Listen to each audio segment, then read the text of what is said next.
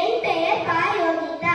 நான் 5ஆம் வகுப்பு ஆ பிரிவில் படிக்கின்றேன். இன்று தமிழின் அகராதியின் தந்தை வீரமாமுனிவர் பற்றி உங்களிடம் சில வரிகள் பகிர்ந்து கொள்கிறேன். இவரது இயற்பெயர் கான்ஸ்டாண்டின் ஜோசப் லெஸ்கி. இவர் இத்தாலியில் பிறந்தார். இவரது பெற்றோர் கொண்டல் கோவெஸ்கி எலிசபெத். இவரது காலம் 1680 முதல் 1747 வரை மதுரையில் தங்கி சுப்ரதீபக் கவிராயரிடம் தமிழ் பயின்றார்.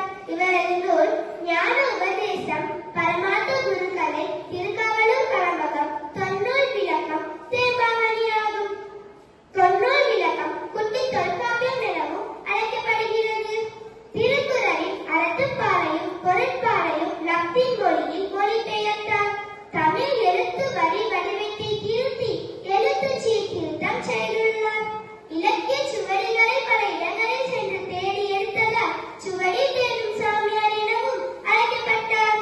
நன்றி.